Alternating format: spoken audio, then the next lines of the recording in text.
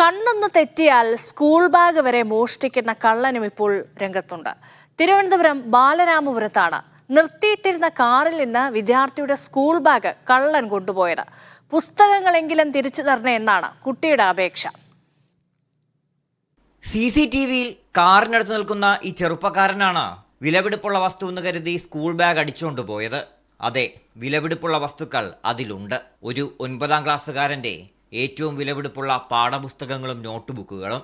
ബാലരാമപുരം സ്വദേശി അദ്വൈതിന്റെ പുസ്തകങ്ങൾ. അതിനകത്ത് മോൻ്റെ നോട്ടായിരുന്നു, 4 മാസത്തെ നോട്ട് എല്ലാം ഉണ്ടാകുന്നുണ്ട്. അത് അത്രയും വിലപിടിപ്പുള്ള സാധനമാണ്.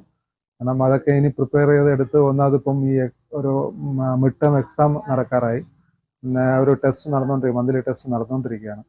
അതെല്ലാം പഠിക്കാനുള്ള ബുക്ക് അതിനകത്താണ് ഇരുന്നത്. ട്യൂഷന് പോയ അദ്വൈതിനെ വിളിച്ചുകൊണ്ടാണ് തിരുപ്പതി യാത്ര കഴിഞ്ഞ് ചൊവ്വാഴ്ച രാത്രി അച്ഛൻ അഭിലാഷ് വീടിന് മുന്നിൽ കാറ് പാർക്ക് ചെയ്തത്. ട്രോളി ബാഗും സാധനങ്ങളും വീട്ടിലേക്ക് എടുത്തു വെക്കാൻ അകത്തു കയറിയ തക്കത്തിലാണ് നിമിഷനേരം കൊണ്ട് മകന്റെ ബാഗ് മോഷ്ടിച്ച് കള്ളൻ കടന്നത്. ലാപ്ടോപ്പ് ബാഗ് എന്ന് കരുതിയായിരിക്കണം ബാഗ് എടുത്തോടിയതെന്നാണ് നിഗമനം. അതിനകത്ത് വൈഫിന്റെ വാലറ്റ് ഉണ്ടായിരുന്നു, പിന്നെ എൻ്റെ ഫോണും അടുത്തുണ്ടായിരുന്നു.